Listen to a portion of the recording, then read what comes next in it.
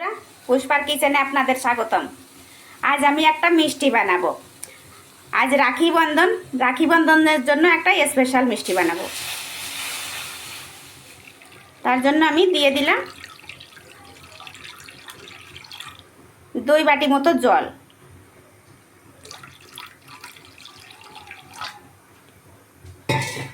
দুই বাটি মতো জল দিয়ে দিয়েছি। এখন এর মধ্যে দিয়ে দেব 1 চামচ ঘি।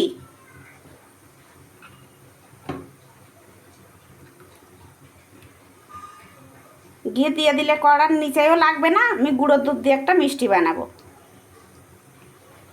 কড়াইতেও লাগবে না, আর মিষ্টিটা খেতেও সুন্দর একটা ঘ্রাণ বেরোবে, ভালো লাগবে খেতে। ঘিটাকে আমি ভালো করে মিলিয়ে দিই।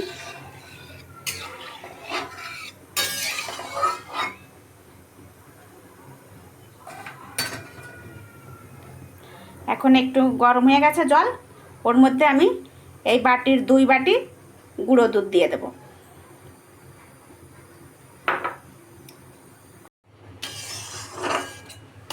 গুঁড়ো দুধটা আমি দিয়ে দিয়েছি।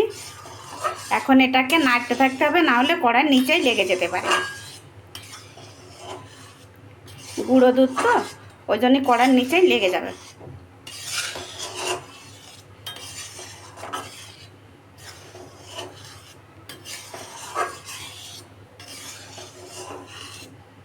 এভাবে নেড়ে নেড়ে দুধটাকে শুকিয়ে নিতে হবে।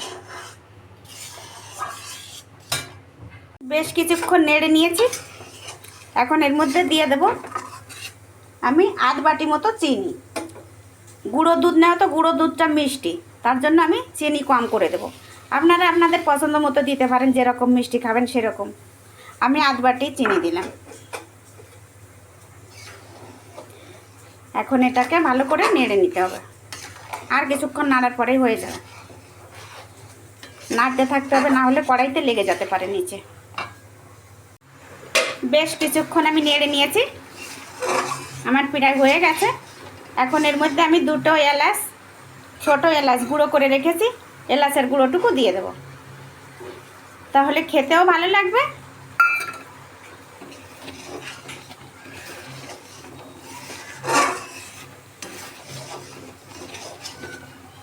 আর 2 মিনিট জাল করে নামিয়ে নেব।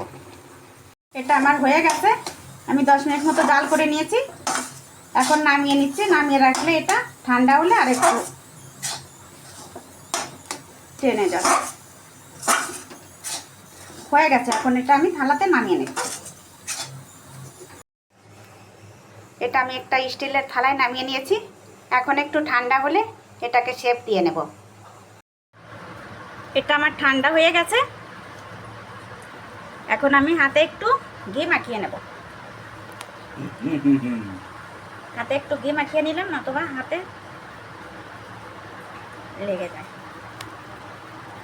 এটাকে এখন আমি আমার মতো পছন্দ মতো এটাকে শেপ দিয়ে নেব।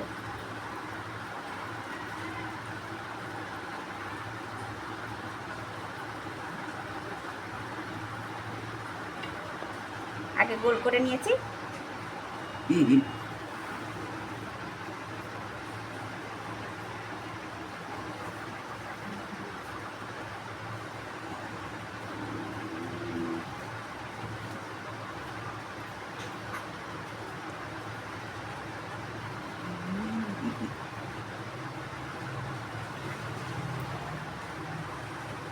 এরকম করে আমি শেপ দিয়ে বানিয়ে নেব।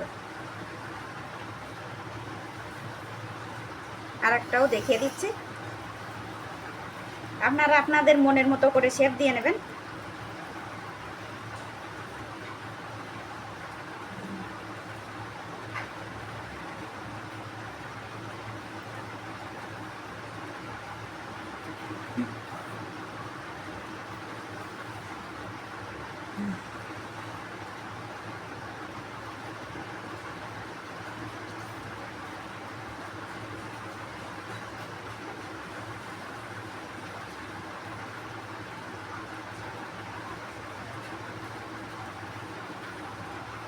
এরকম করে আমি সবগুলোকে বানিয়ে নেব।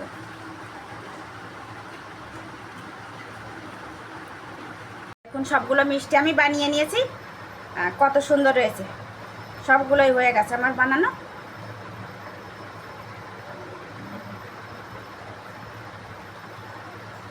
যদি ভালো লেগে থাকে আপনারা একটা লাইক দিয়ে পাশে থাকবেন। বাই বন্ধুরা।